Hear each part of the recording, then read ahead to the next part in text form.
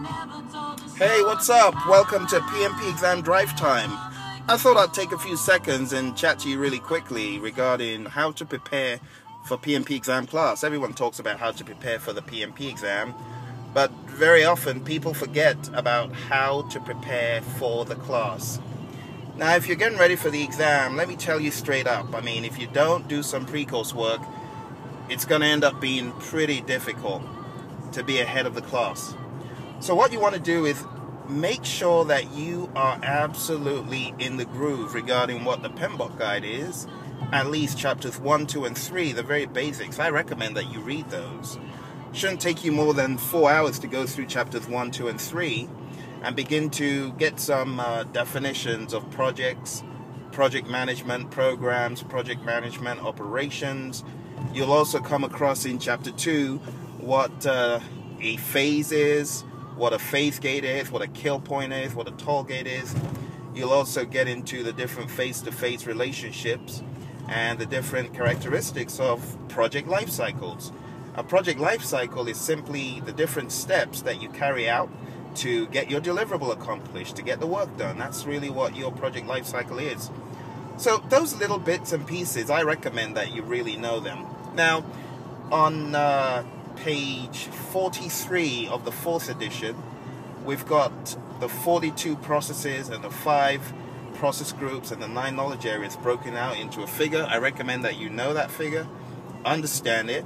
I also recommend that if you are studying the 5th edition, which means you're taking the PMP exam after July 30th, so July 31st go forward, I recommend you take a look at page 61 in the 5th edition, because that's going to break down the 47 processes and the 5 process groups and 10 knowledge areas for you. So I recommend that at a minimum try to go through chapters 1, 2, and 3. Chapter 3 will give you the definitions of the different processes in project management.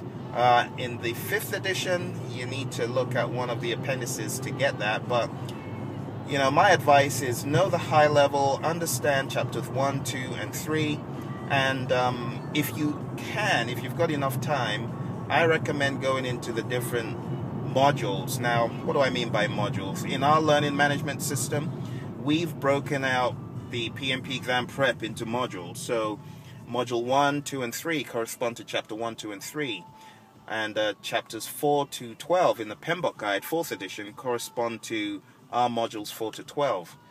If you're studying the 5th edition, then we'll have, of course, module 13 and 14 for professional responsibility. So I recommend that you go through this material. You know, I recommend that you know it. I recommend that you at least feel comfortable with the PMP guide and what's in it.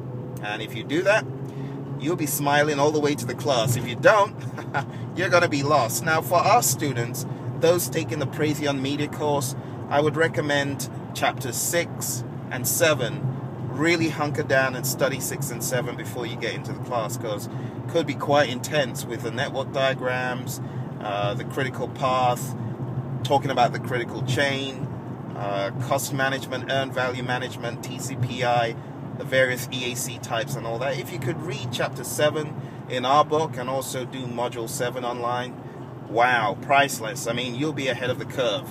Anyway, have a great day. Just thought I'd chat to you very quickly about that. Have fun.